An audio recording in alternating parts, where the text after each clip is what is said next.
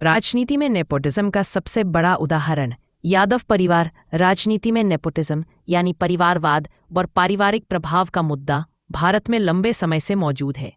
इसके सबसे बड़े उदाहरणों में से एक बिहार का यादव परिवार है, जहां परिजन एक दूसरे के राजनीतिक कद को बढ़ावा देते हुए पार्टी के पदों और संसाधनों का कब्जा जमाते हैं। आगे भी यादव परिवार राजनीतिक नेपोटिज्म का केंद्र।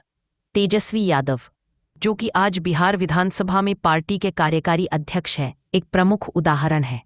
उनके पास पार्टी का दबदबा और चुनावी रणनीति का जिम्मा है। तेजस्वी, जो पार्टी के भीतर कई बार मंत्री पद पर रहे, ने अपने राजनीतिक करियर में परिवार के नाम का फायदा उठाया।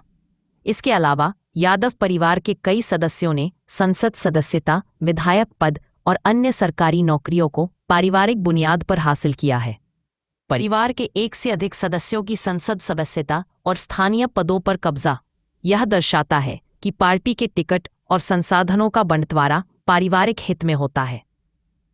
राजनीति में नेपोटिज्म के नुकसान। लोकतंत्र कमजोर होता है। जब परिवारवाद का बोलबाला होता है तो योग्य और काबिल नेताओं को मौका नहीं मिलता। इससे लोकतंत्र के मूल सिद्धांतों की हत्या होती है। जनता का विश्वास गिरता है। जब जनता देखती है कि राजनीति केवल परिवार के लोगों तक सीमित है, तो उनका राजनीतिक सिस्टम पर भरोसा कम हो जाता है। कौशल और प्रतिस्पर्धा की कमी।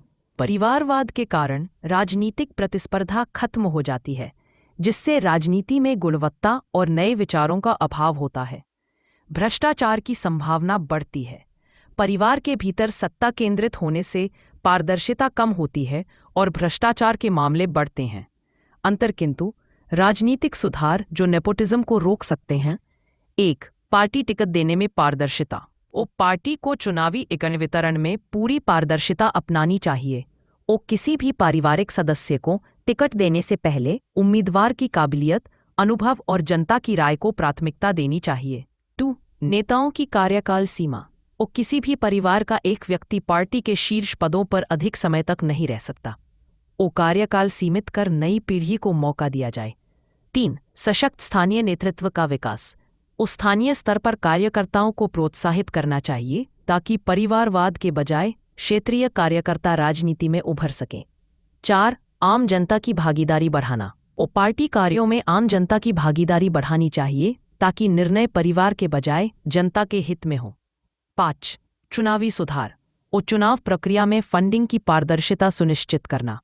राजनीतिक दलों के अंदर आंतरिक लोकतंत्र को बढ़ावा देना। 6. नेपोटिज्म विरोधी कानून। परिवार के किसी सदस्य को एक ही क्षेत्र या पद पर लगातार चुनाव लड़ने या ज्यादा पद पाने पर प्रतिबंध। भ्रष्टाचार और पारिवारिक पदाधिकार के मामलों में कड़ी कार्रवाई। 7. शिक्षा और जागरूकता अभियान। जनता को नेपोटिज्म के हानिकारक प्रभावों के प्रति जागरूक करना।